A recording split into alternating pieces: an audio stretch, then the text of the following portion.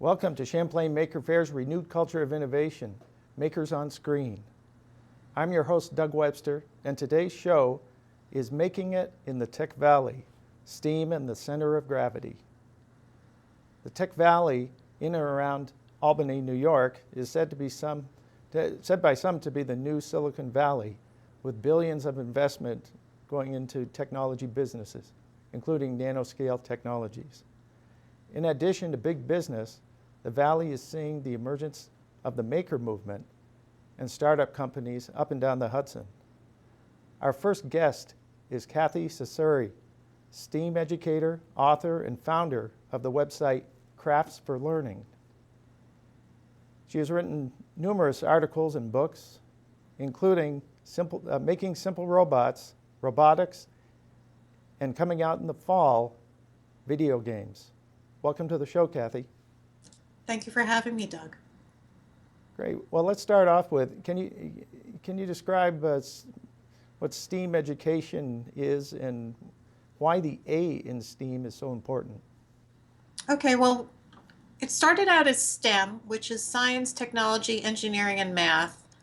And the A stands for arts. That was added by actually the president of Rhode Island School of Design. The whole concept is to make sure that these subjects are covered in school, that especially with the emphasis on testing nowadays that really just focuses on English and math, that you don't forget science, technology, and engineering is still just being introduced into the school curriculum.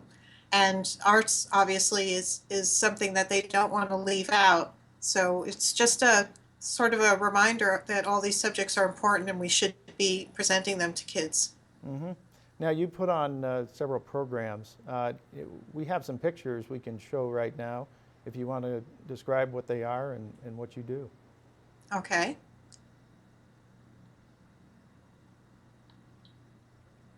All right. Takes a minute to come up here. Okay, so this is the current location of the Tech Valley Center of Gravity, which is a makerspace in Troy, New York. It's actually going to be moving in the next few weeks to a bigger space.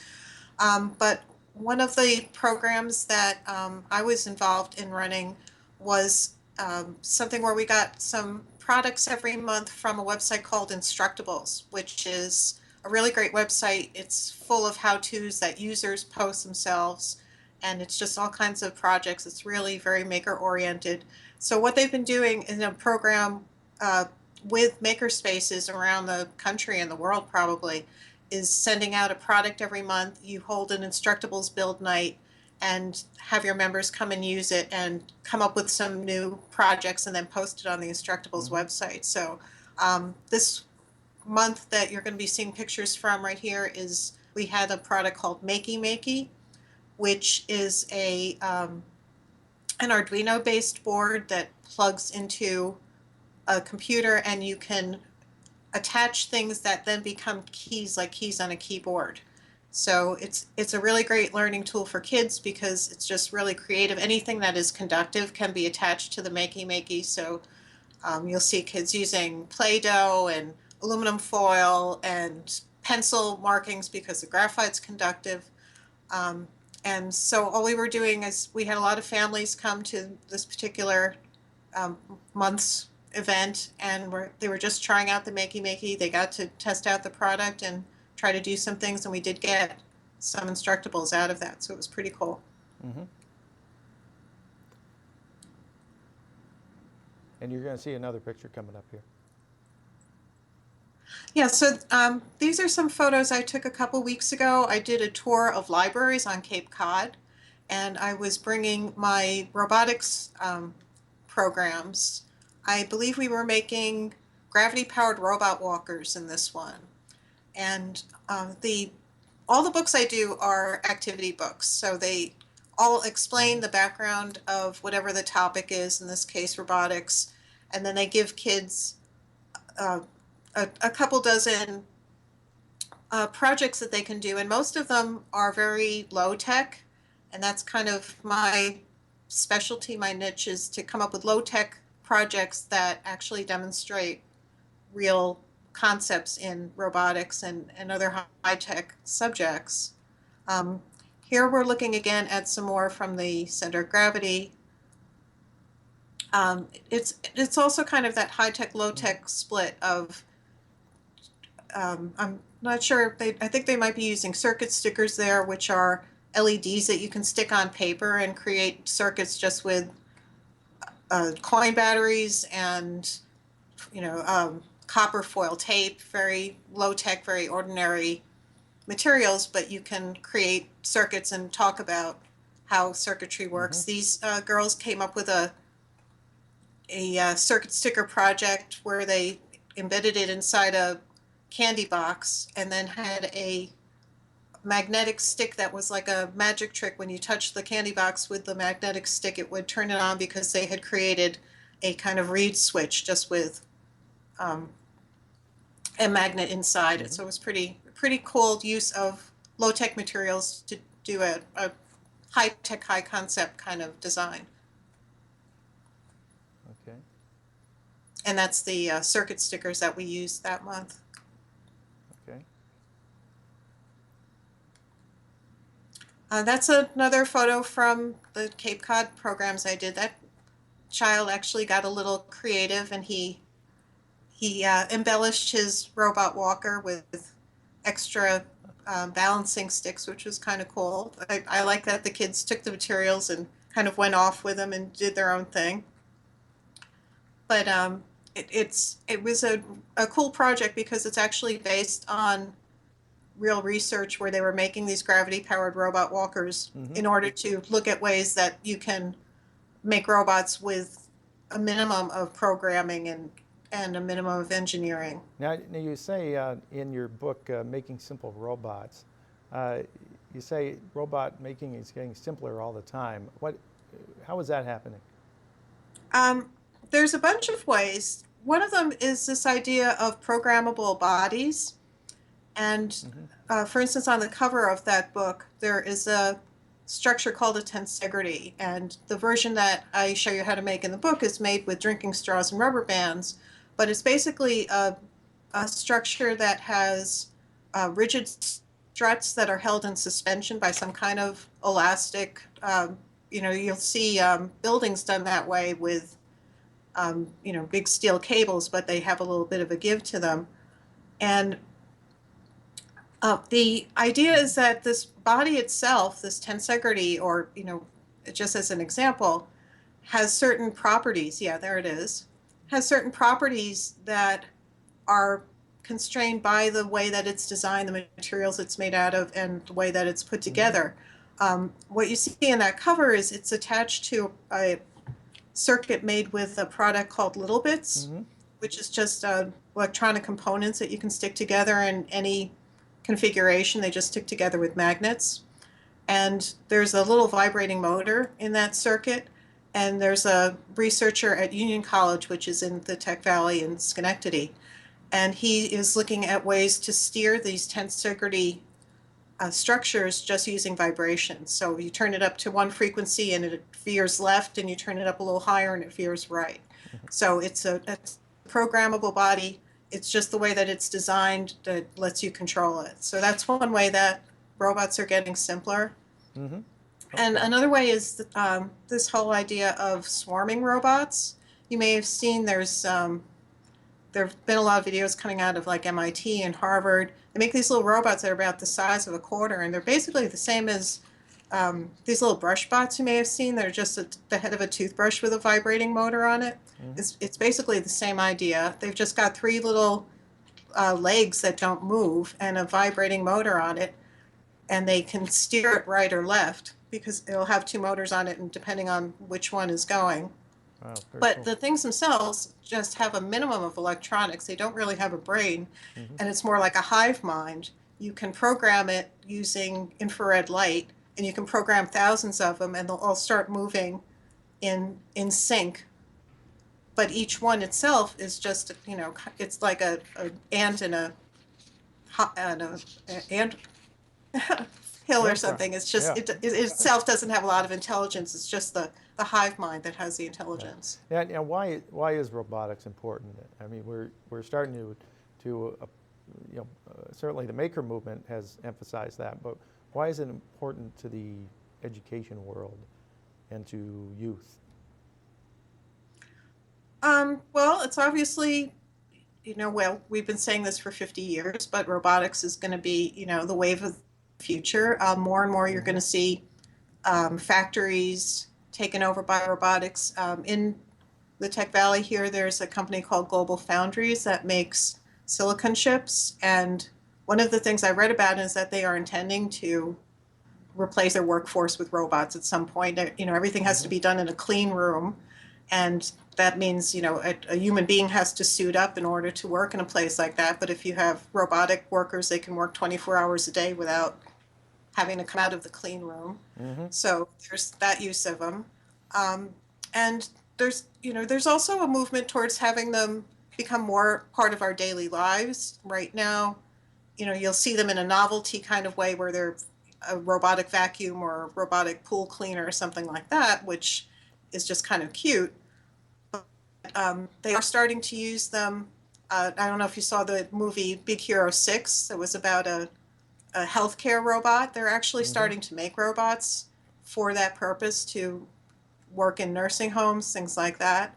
And they're actually using them as companions. They have robotic pets that they use with patients who have dementia. There's a robotic baby seal called Paro that's very popular in Japan right now, and it'll purr and curl up and act like a real animal, but it doesn't need the care that a real pet would need. Now, where in the education system do people learn about robotics, or where should they learn about robotics, in your opinion? Well, there are a lot of products already. I mean, Lego Mindstorms has been around for a while, and that's very popular, and that's used in the competitions. A lot of schools have robotics teams. They get involved with that first robotics, and that's all Legos. Vex Robotics is another company that makes robotics kits that a lot of classes use in after-school robotics clubs. One of the things you were talking about was what is the purpose of robotics in education? And a lot of times it's used as a way to get kids interested in learning how to program, because it will make what they're doing very visible in a physical way, as opposed to just manipulating numbers or manipulating data or something, which may not be that interesting when you're 11. But if you can write a program and get a robot to drive across the room and do something that you told it to do, that's a little more immediate and maybe a little bit more, gratification for all the work that you have to put in to do that. Yeah, so as far as your books, you've published many books. Can you talk a little bit about those? Sure. Well, I've done a lot of books for a publisher called Nomad Press that's based in White River Junction. And as I said, they're all activity books. A lot of the ones I've done for them have been history-based, so I have one about the Silk Road. I did one that came out last year called Micronations, that is actually about how to invent your own country, in the course of which you learn about all the systems that make up a country, the government, the economics, the whole thing. So that's a fun, hands-on way to learn that kind of subject. The robotics book, as I said, was a lot of fun, and it really was an interesting challenge when they gave it to me, because they said, we want readers to be able to use this book without having access to any kind of robotics kits or computers even. So I had to come up with all these low-tech projects that, for instance, there's a programming activity that you just do with graph paper, in which you are and doing drawings just by following a program. So that kind of thing. And the Making Simple Robots book that I did for Make, that was really exciting, because I've been a big fan of Make and Maker Faire for a long time. And the cool thing that I got to do with that was bring up these projects to a higher level. I was able to use soldering and programming and a little bit more expensive materials than I was with the strictly kids books. And it was a good incentive for me to learn some of this stuff, because I don't have a tech background. So it was fun to learn it and then be able to explain it to people at that beginning level where I am. And the book that's coming out in the fall, Okay. Video Games, is, again, it's very heavy on programming, but it also talks about the social aspects of games, the psychological aspects, how it affects your brain, all kinds of interesting subjects that maybe kids who are already interested in games don't think about. So kind of take it back to a meta level and let them think about the context of games and what role they play in life and society and things like that, along with learning the programming and learning the game theory and the math behind it and all kinds of interesting, subjects that will come off of that one area. Great, great. Now, your website is, The website's craftsforlearnings.com. I okay, have links to all my books, and I have some extra information on some of them, and also all the programs that I do. I go around to libraries, especially in the summer. I do enrichment programs at summer camps and after school and things like that. So you can find out all that information at craftsforlearning.com. okay, great. Well, hey, thank you so much, Kathy, for joining us. We appreciate you working through the Skype challenges. Thanks, it was fun. All right, great, thank you. Our next guest is Mike Jones, co-founder of the Center of Gravity Makerspace in Troy, New York. Mike has years of experience innovating and tinkering. Welcome to the show, Mike. Oh, thanks for having me on. Okay, Mike, can you tell us how you got started as a maker?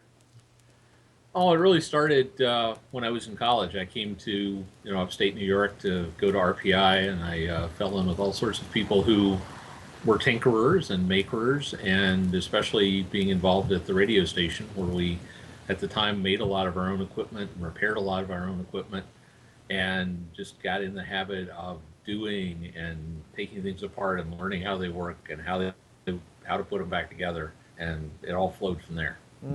So what kind of projects do you work on today? Oh, I have a couple of projects in my spare time, my copious free time. I fence saber, and I'm working on a advanced saber targeting target system for practicing saber, where we'll have a practice dummy with various target areas that will light up an LED. You hit the dummy, it will register the hit with the electric scoring apparatus, and then show you what your reaction time was, so you can work on different types of attacks and reacting very quickly to things that's useful on the strip. Wow, is that, you're planning to have that available commercially? If it works out well, I mean, right now I'd say it's prototype, and we'll work it with our local saber group and see how that goes. So we mentioned the Center of Gravity Makerspace. Can you describe what the Center of Gravity is all about? And Sure. what is it? But a lot easier said than done. But it was kind of interesting. There were a couple of groups in the area, and I was involved with one that was mostly people from RPI alums, not all, and we were talking about how we'd like to have some place that we could go do woodworking, do metalworking, things like that. And tentatively had a name calling it the Capital District Industrial Club, which was a kind of a historical name. They used to have these things. And we had some ideas, but we didn't really have funding. We didn't have space. We were looking for space. And we met up with the other group who was looking, and they were better connected to the government and some of the places to get some grants. And the two groups came together, and magic happened. And we got some space, and we got some grants, and started bringing in equipment, and it just took off. Right. Now it's in it's currently like behind the parking lot. I can't remember the name of the building, but Yeah, it's in a fairly tight space, right? Yeah, we're in a space that was once a McDonald's a long time ago when I was a student, next to the parking garage downtown in Troy, which is great in terms of parking. Kind of a little rough space in terms of anything else, but we're moving to a nicer, newer space in a couple of months. We're actually rehabilitating the old Quackenbush building in downtown Troy. We got a grant to rehabilitate the outside of that, and we're going to have space on the basement and first floor. We're going to have some office space that we're going to rent to startups on the second floor, and the top two floors are going to be office space that we're going to rent out to other companies to help pay for the bill. Yeah, so the whole building will essentially be administered by the Center of Gravity. Oh, Yeah. wow, wow. And I understand that you have about 50,000 square feet. Now, you received, was it state funding Yes. to move over there? Can you talk about that a little bit?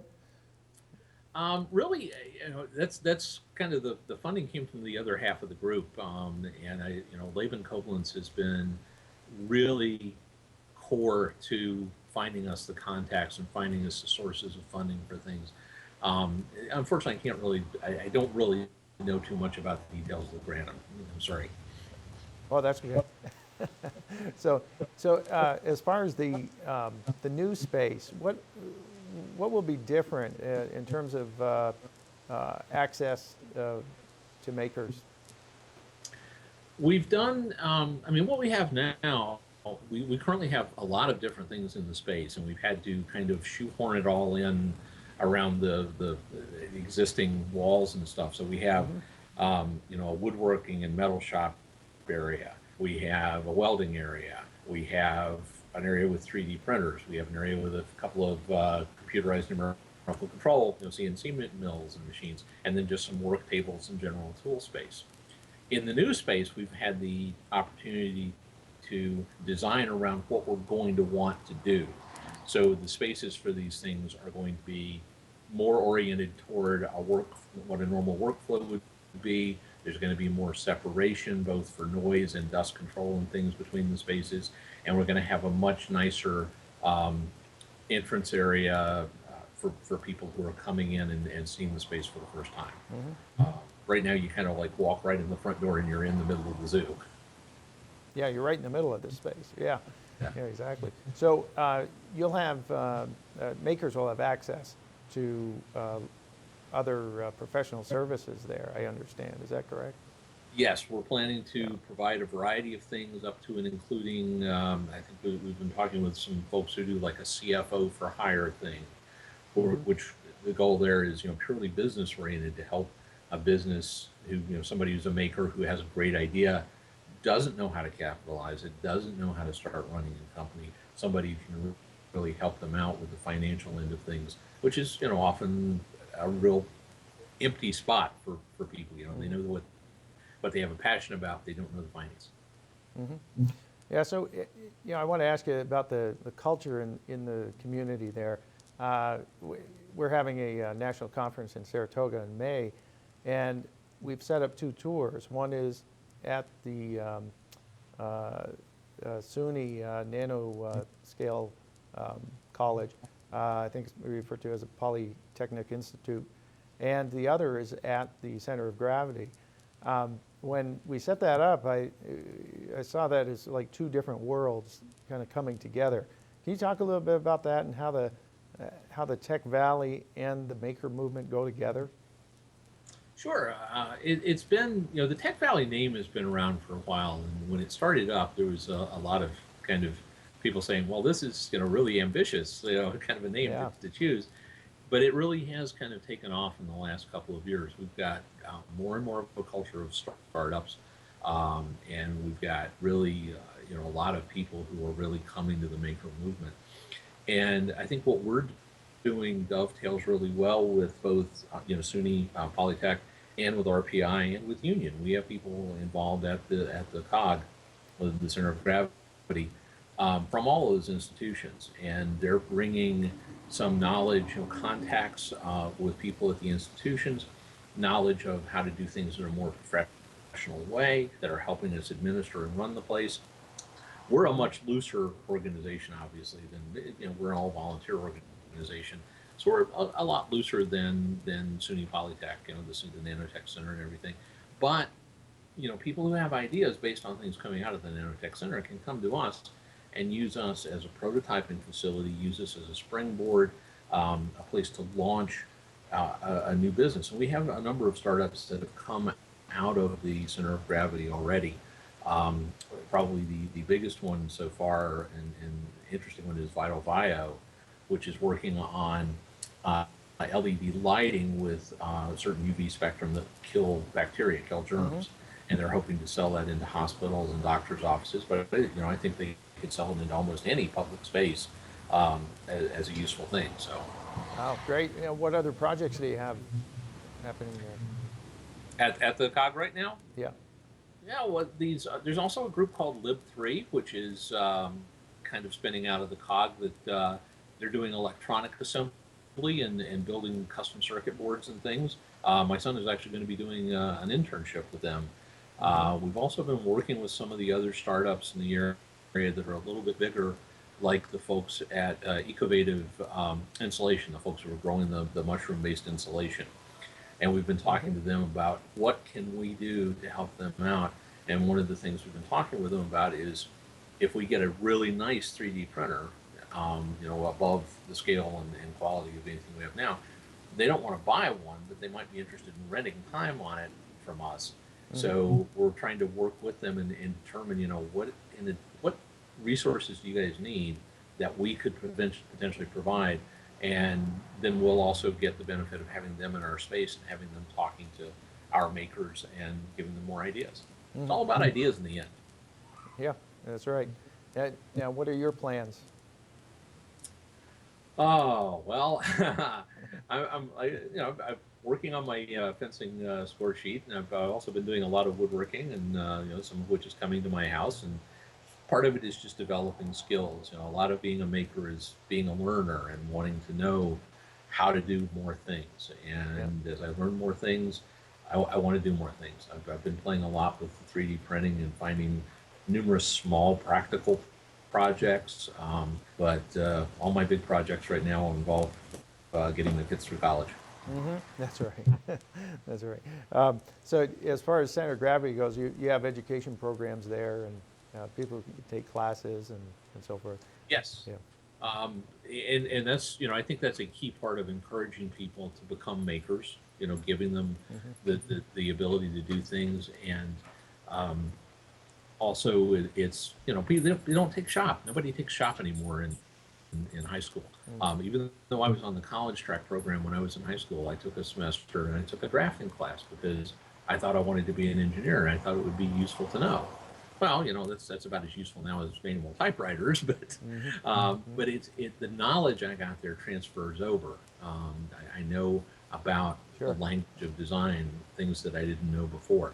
So every time we can teach somebody, how to weld, how to make jewelry, how to make chainmail, we're giving them tools, mental tools that they didn't have before, that they can then take that and bring it to their everyday life. Wow, great. Great. Well, thank you so much for being on the show, Mike. I really appreciate it. And congratulations on the Center of Gravity and your new space. It looks fantastic. You're welcome, and thanks. And I just, if anybody wants to come down, we have a lot of open hours. Always love to give people tours. Okay, great. Thank you. You're welcome. Today's show was Making It in the Tech Valley, STEAM and the Center of Gravity. And our guests were Kathy Ceceri, STEAM educator and author, and Mike Jones, co-founder of the Center of Gravity Makerspace in Troy. For more information about this show, related internet links, and other shows in this series, go to retn.org and look for Makers. Also, for more information, go to craftsforlearning.com and techvalleycenterofgravity.com. That's techvalleycenterofgravity.com. Thank you for joining us.